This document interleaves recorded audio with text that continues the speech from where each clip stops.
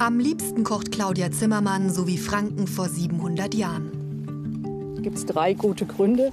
Erstens, ich mag keine Kartoffel, die gab es ja noch nicht. Zweitens, ich mache gern Feuer. Und wegen der Haube, ich muss mir nie Gedanken um meine Haare machen. Als Hobbyköchin will sie zeigen, dass viele Mythen über die angeblich so unkultivierte Zeit nicht stimmen. Viele denken, dass es so ist wie bei Herr der Ringe oder bei Vikings. Und das ist tatsächlich kein Mittelalter, das ist Fantasy. Besonders reizvoll findet sie es, wenn sie im selbstgenähten Kleid nach einem Vorbild um 1330 in der originalgetreuen Küche des Fränkischen Freilandmuseums kochen darf. Es ist immer ein Experiment, zu sagen, funktioniert das, was wir über das Mittelalter wissen? Aus der Theorie funktioniert es auch in der Praxis. Sie achtet auf jedes Detail. Den kleinen Hackstock als Arbeitsfläche, das Koch- und Essgeschirr hat sie von zu Hause mitgebracht. Repliken historischer Vorlagen. Was in der Küche zubereitet wird, dürfen Museumsmitarbeiter dann probieren. Das Essen nach Originalrezepten der Zeit wird für beide eine neue Erfahrung. Ich habe mich bisher mit dem Zeitschritt vor allem aus bauhistorischer Sicht beschäftigt. Somit ist das hier völliges Neuland für mich. Ich bin gespannt. Wir kennen es zwar von den Belebungen an den Mittelaltertagen, aber selber probiert und selber gekocht habe ich auch noch nie. Unterdessen gewährt Claudia Zimmermann einigen Museumsbesuchern Einblick in den Alltag von damals.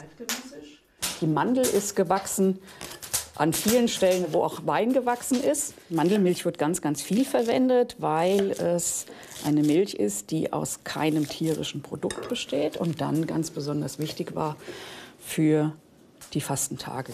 Dann noch viel Spaß. Ja, vielen Dank. Nicht nur bei der Herstellung der Mandelmilch ist in der Mittelalterküche handwerkliches Können das A und O. Kochen ist Handarbeit und macht nicht die KitchenAid. Töpfe müssen immer voll sein, damit sie nicht platzen. Und dann kann es ans Feuer. Das ist jetzt aus. So, Hände waschen. Das meiste kocht sie nach dem Buch von Guter Speise aus dem 14. Jahrhundert, erschienen in Würzburg.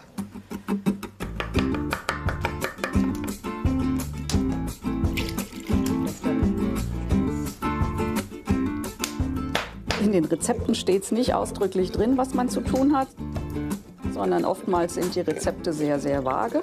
Der häufigste Handgriff: Töpfe drehen, damit sie von allen Seiten gleichmäßig warm werden. Ja. Vor gut 20 Jahren kam Claudia Zimmermann durch Zufall auf die Mittelalterküche. Als Hobbyköchin wurde sie gefragt, ob sie bei einem Mittelalter-Kochevent kurzfristig einspringen könnte. Und dann wollte sie es genau wissen, es historisch möglichst korrekt machen. Jede Karotte, auch jetzt wenn ich rote habe oder gelbe, sind keine mittelalterlichen Karotten. Die gibt es tatsächlich nicht mehr. Und alles, was wir jetzt verwenden, sind moderne Züchtungen. Von daher werden wir niemals oder werde ich niemals hinbekommen, wie es tatsächlich im Mittelalter geschmeckt hat.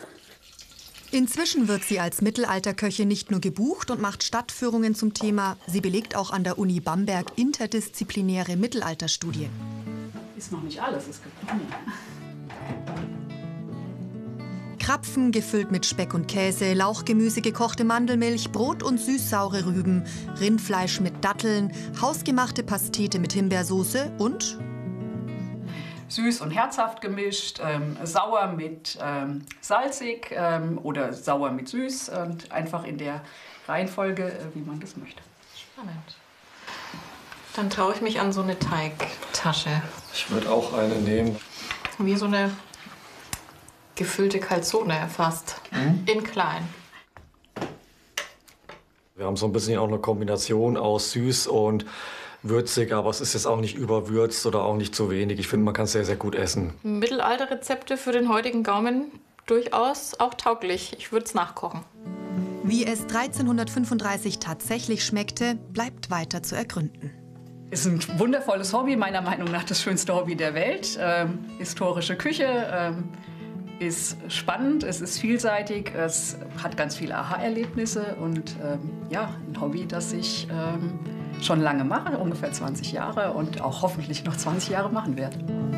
Neben der Liebe zum Kochen braucht es natürlich eine Portion Neugier und Experimentierfreude.